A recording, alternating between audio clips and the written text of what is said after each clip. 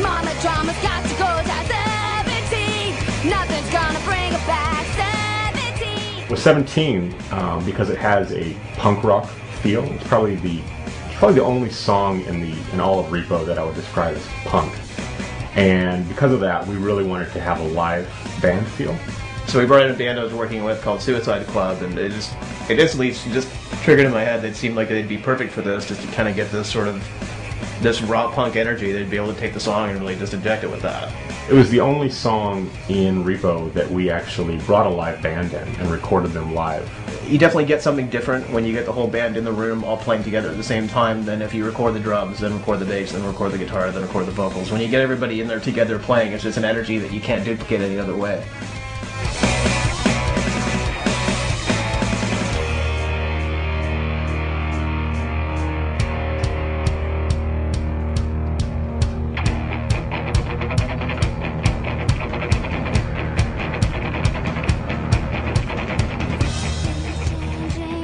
Shiloh is played in the film by Alexa Vega, and she was singing in Hairspray on Broadway at the time.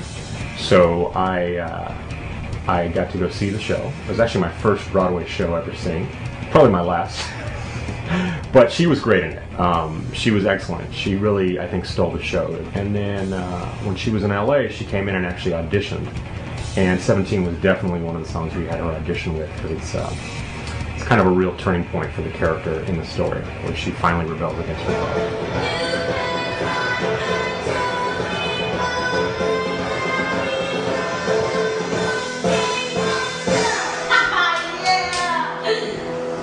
Love it, let's try it. We had to get performances from all of the actors, and it's their voice used for all the tracks that they're singing on.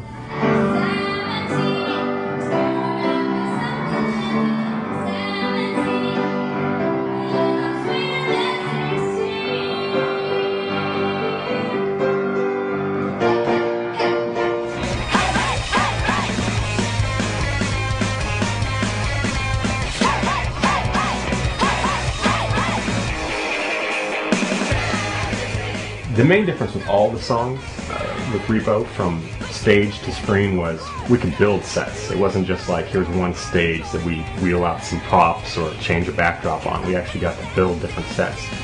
And 17 was fun because through most of the story, at least when it opens up, Shiloh is kind of confined to a bedroom, which is sort of a very claustrophobic and depressing place where she stays, because the character is supposed to be sick. So when 17 happens, which is when she finally rebels against her father, who's been keeping her locked in this room, the room itself takes on a new character. It kind of comes alive, and we had written in the script that it changes into sort of like a punk rock club. And so they built a set that at once could be Shiloh's conservative room, but when we filmed 17, the walls come apart, and we actually had extras cast as roadies who break in through the walls, and they're wheeling in speakers and smoke machines and kind of a screaming crowd. So it's sort of like her, it's Shiloh's rock concert fantasy.